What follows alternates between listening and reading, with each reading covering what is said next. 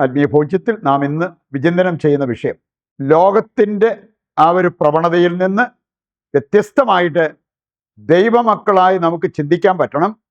അതിനൊരു തീരുമാനമെടുത്താൽ ഉണ്ണീശോയ്ക്ക് അതൊരു ഉമ്മയായിട്ട് നമുക്ക് കൊടുക്കാൻ പറ്റും.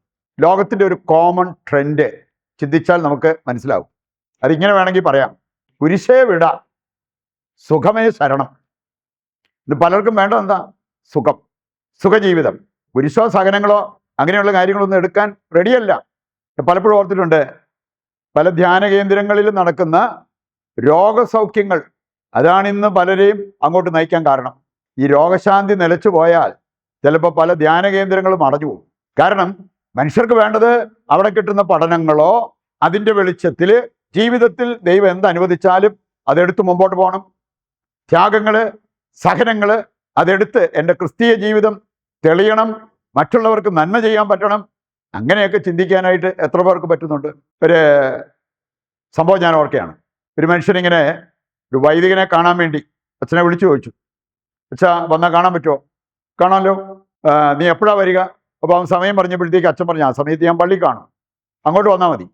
അവൻ വന്നു, അച്ഛൻ്റെ അടുത്ത് വന്ന് കാര്യങ്ങളൊക്കെ പറഞ്ഞു. അച്ഛൻ പ്രാർത്ഥിച്ചു. ഇതെല്ലാം കഴിഞ്ഞപ്പോൾ ഒരു കവർ എടുത്ത് അച്ഛന് കൊടുത്തു. അപ്പം അച്ഛൻ പറഞ്ഞു, അതെ ഞാൻ നേർച്ചപ്പെട്ടിക്കകത്തിട്ട് അച്ഛൻ മതി. അച്ഛൻ സ്വീകരിച്ചില്ല, നേർച്ചപ്പെട്ടിയിലിട്ടേരും. പിന്നെ ഈ അച്ഛന് കൊടുക്കുകയാണല്ലോ എന്നോർത്താണ് അതിനകത്ത് ഏതാണ്ട് 2 100-ൻ്റെ നോട്ടുണ്ടായിരുന്നു.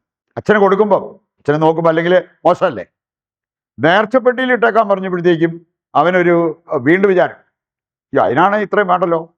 ഏതായാലും അവന് നേർച്ചപ്പെട്ടിയിൽ ഇടാൻ പോകുന്ന സമയത്ത് വളരെ ശ്രദ്ധാപൂർവം അതിനകത്തുനിന്ന് 100 രൂപ നോട്ട് എടുത്ത് അവൻ്റെ പോക്കറ്റിൽ ഇട്ടിട്ട് ബാക്കി കവറോട് കൂടി നേർച്ചപ്പെട്ടിയിലിട്ടു. ഇത് കഴിഞ്ഞ് അവൻ പുറത്തിറങ്ങി. വണ്ടി എടുത്ത് വീട്ടിലേക്ക് പോകാൻ വേണ്ടി അവനിങ്ങനെ വണ്ടി എടുത്ത് പോയിട്ട് ഗേറ്റിങ്കിലേക്ക് വരുമ്പോൾ അങ്ങോട്ട് തിരിയാൻ പറ്റുന്നില്ല. ഈ വണ്ടി അല്ലാതെ തന്നെ പള്ളിക്ക് ചുറ്റും കറങ്ങിക്കൊണ്ടിരിക്കുക.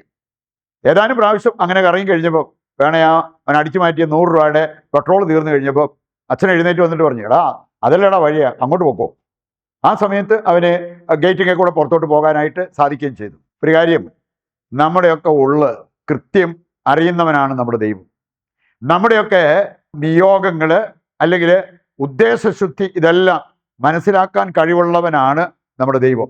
നാം എത്രമാത്രം ദൈവത്തെ സ്നേഹിക്കുന്നുണ്ട്, അതോ ആ ദൈവത്തെ ഉപയോഗിക്കാനുള്ള പരിശ്രമത്തിലാണോ, ഇതെല്ലാം ദൈവം മനസ്സിലാക്കിയാണ് മുമ്പോട്ട് പോകുന്നത് എന്ന കാര്യം നമുക്ക് വിസ്മരിക്കാതിരിക്കാം.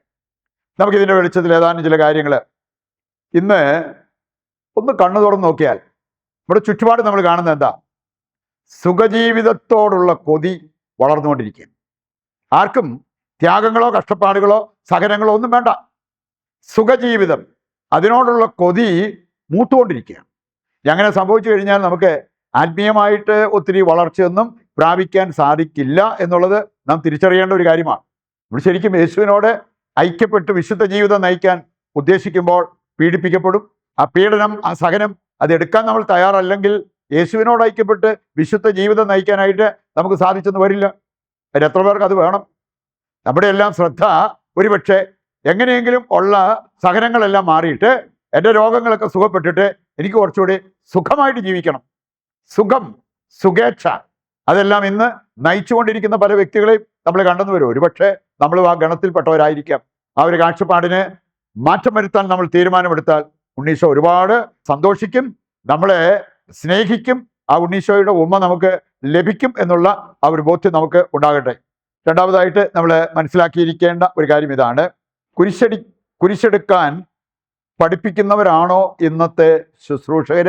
നമ്മളിന്ന് ധ്യാന കേന്ദ്രങ്ങളിൽ പോയാലും വേണേ വചന ശുശ്രൂഷകരെ സമീപിച്ചാലും കൗൺസിലിങ്ങിന് പോയാലും എത്ര പേര് നിങ്ങൾ സഹനങ്ങൾ എടുത്ത് കർത്താവിന് സന്തോഷം കൊടുക്കണം, ആത്മീയ പക്വത പ്രാപിക്കണം, അങ്ങനെയുള്ള കാര്യങ്ങളാണോ പഠിപ്പിക്കാറുള്ളത്? അതോ സൗഖ്യം കിട്ടാൻ എല്ലാ സാധ്യതകളുണ്ട്, ഇന്ന കാര്യം നിങ്ങൾ ചെയ്തു കഴിഞ്ഞാൽ ഉറപ്പായിട്ടും നിങ്ങളുടെ പ്രശ്നം തീർന്നിരിക്കും, ഇങ്ങനെയെല്ലാം ചില ചെപ്പിടി വിദ്യകളൊക്കെ ഉപയോഗിക്കുന്ന വ്യക്തികളെ പോലും നമ്മൾ കണ്ടെന്ന് വരും.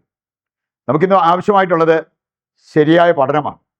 നമ്മുടെ ജീവിത പ്രശ്നങ്ങളെല്ലാം മാറി സുഖമായ ഒരു ജീവിതം കിട്ടുക എന്നതിനേക്കാൾ ശരിയായ ക്രിസ്തീയ ജീവിതം, ദൈവം ഇഷ്ടപ്പെടുന്ന, ദൈവം ആഗ്രഹിക്കുന്ന, വചനം വരച്ചു കാട്ടുന്ന ഒരു ക്രിസ്തീയ ജീവിതമുണ്ട്. അത് സഹനമില്ലാത്തൊരു ജീവിതമല്ല. ആ ഒരു ജീവിതം എടുക്കാനുള്ള ആ ഒരു കൃപ നമുക്കുണ്ടാകണം. നമ്മുടെ ചങ്കിൽ സൂക്ഷിക്കേണ്ട ഒരു വചന സന്ദേശമുണ്ട്. അപ്പസ്തോല പ്രവർത്തനങ്ങൾ 4-ാം അധ്യായം 23 മുതൽ വായിക്കുമ്പോൾ അവിടെ കാണാൻ പറ്റും. അതിൻ്റെ ആ ഒരു തലക്കെട്ടോടുകൂടി വായിക്കുകയാണെങ്കിൽ പറഞ്ഞിരിക്കുന്നത് എന്താണ്? വിശ്വാസികൾ ധൈര്യത്തിന് വേണ്ടി പ്രാർത്ഥിച്ചു. ധൈര്യത്തിന് വേണ്ടി. ആദിമ ക്രൈസ്തവ സമൂഹം രാവെന്നോ പകലെന്നോ ഇല്ലാതെ രോഗശാന്തിക്ക് വേണ്ടി അല്ല പ്രാർത്ഥിച്ചേ, ധൈര്യത്തിന് വേണ്ടി. കർത്താവേ, ഇന്ന് ഞങ്ങൾ നേരിടുന്ന സഹനത്തെക്കാൾ വലിയ സഹനം നാളെ വരികയാണെങ്കിൽ തളരാതെ പതറാതെ അതെടുക്കാനുള്ള ധൈര്യം തരണം. നമ്മൾ എന്തെങ്കിലുമൊക്കെ ഇതിനു വേണ്ടി പ്രാർത്ഥിക്കാറുണ്ടോ? അതോ വാ തുറക്കുമ്പോഴെല്ലാം നമുക്ക് ജീവിതം എളുപ്പമാകാനുള്ള കാര്യം കർത്താവേ എന്നാണ് ഇത് സാധിച്ചു തരിക? അതിനേക്കാൾ ആദിമ ക്രൈസ്തവ സമൂഹം പ്രാർത്ഥിച്ചതുപോലെ പ്രാർത്ഥിക്കാൻ നമ്മൾ പഠിക്കണം. എന്തു വന്നാലും ദൈവം എൻ്റെ ജീവിതത്തിൽ എന്തനുവദിച്ചാലും അതെനിക്ക് എടുത്ത് മുമ്പോട്ട് പോകാനായിട്ട് എനിക്ക് സാധിക്കണം. നമ്മൾ കാണുന്നുണ്ട് വചനത്തിലൂടെ കടന്നു പോകുമ്പോൾ ഇന്നിൻ്റെ ഒരു ശാപമായിട്ട് നമ്മൾ കാണേണ്ട കാര്യം വചനം കൃത്യമായിട്ട് നമ്മളെ പഠിപ്പിക്കുന്നുണ്ട്. എന്താണെന്ന് ചോദിച്ചാൽ, എനിക്ക് കുരിശും സഹനവും വേണ്ട, സുഖജീവിതം മതി. പക്ഷേ അപ്പസ്തോലന്മാർക്കും കർത്താവിൻ്റെ ശിഷ്യന്മാർക്കൊക്കെ കിട്ടിയത് എന്താണെന്ന് വചനം കൃത്യമായിട്ട് പഠിപ്പിക്കുന്നുണ്ട്. അപ്പസ്തോല പ്രവർത്തനം 4:23 മുതലുള്ള വചനത്തിൻ്റെ സന്ദേശം ഞാൻ സൂചിപ്പിക്കുകയുണ്ടായി. ധൈര്യത്തിന് വേണ്ടി അവർ പ്രാർത്ഥിച്ചു, സുഖജീവിതത്തിന് വേണ്ടിയല്ല. അപ്പസ്തോല പ്രവർത്തനം 10:22 എടുത്താൽ അവിടെ പറഞ്ഞിരിക്കുന്നത് അവസാനം വരെ സഹിച്ചും ക്ഷമിച്ചു നിൽക്കുന്നവർ രക്ഷപ്പെടും. ഈ സഹനം ഒഴിവാക്കി സുഖജീവിതം കൊതിച്ചു പോയാൽ ഈ രക്ഷ നമുക്ക് എങ്ങനെ പ്രതീക്ഷിക്കാൻ പറ്റും? പ്രഭാഷകൻ 2:5 നമ്മെ ഓർമ്മിപ്പിക്കുന്നു, സഹനത്തിലൂടെയാണ് തെളിച്ചമുള്ള, ചൈതന്യമുള്ള, തേജസ്സുറ്റ ദൈവമക്കളായിട്ട് മാറുവാൻ നമുക്ക് സാധിക്കുക. നമുക്ക് നമ്മുടെ മുമ്പിൽ ഓപ്ഷനുണ്ട്. സുഖജീവിതം വേണോ, അതോ യഥാർത്ഥ ക്രിസ്തീയ ജീവിതം, സഹനം കലർന്ന ആ ക്രിസ്തീയ ജീവിതം വേണോ? സഹനം ഏറ്റെടുത്ത് സന്തോഷത്തോടെ അത് കാഴ്ചവെക്കുന്നെങ്കിൽ അത് കഴിയുമ്പോൾ നമുക്കുണ്ടാകുന്നതാണ് സ്വർഗീയ സൗഭാഗ്യം, നിത്യാനന്ദം. നമുക്കത് ലക്ഷ്യമാക്കി ജീവിക്കാനുള്ള തീരുമാനമെടുത്ത് ആ ഒരു തീരുമാനം ഉണ്ണീശോയ്ക്ക് ഒരു ഉമ്മയായി കൊടുത്തുകൊണ്ട് നമുക്ക് പ്രതിഷ്ഠാ ജപത്തിൽ പങ്കുചേർന്ന് പ്രാർത്ഥിക്കാം. ദൈവത്തിൻ്റെ വചനം സ്വീകരിച്ചവരാണ് നമ്മൾ. നമ്മുടെ എല്ലാ ആവശ്യങ്ങളെയും ദിവികാരുണ്യനാഥൻ്റെ മുമ്പിൽ സമർപ്പിച്ച് ഒരു നിമിഷം പ്രാർത്ഥിക്കാം. നിങ്ങളുടെയോ നിങ്ങളുടെ കുടുംബത്തിൻ്റെയോ നിങ്ങൾക്കറിയാവുന്ന മറ്റു വ്യക്തികളുടെയോ പ്രാർത്ഥനാ നിയോഗങ്ങളെ കർത്താവിൻ്റെ കരങ്ങളിൽ ഏൽപ്പിക്കുക. ദൈവം നമ്മുടെ പ്രാർത്ഥന സ്വീകരിച്ച് നമ്മുടെ ഉദ്ദിഷ്ട കാര്യങ്ങൾ നിറവേറ്റി തരുന്നു എന്നുള്ള വിശ്വാസത്തോടെ കർത്താവിനെ താഴ്ന്ന സ്വരത്തിൽ സ്തുതിച്ച് ദിവ്യകാരുണ്യത്തിൻ്റെ ആശീർവാദം നമുക്കിപ്പോൾ സ്വീകരിക്കാം. യേശുവേ നന്ദി, ഹല്ലേലൂയ. കർത്താവെ, ഞങ്ങളുടെ എല്ലാ ആവശ്യങ്ങളും അവിടെ ഏറ്റെടുക്കണമേ. ഞങ്ങളെയും ഞങ്ങളുടെ കുടുംബത്തെയും ലോകം മുഴുവനെയും അനുഗ്രഹിക്കുവാൻ അങ്ങ് തിരുവുള്ളമാകണമേ. യേശുവേ നന്ദി, യേശുവേ സ്തുതി.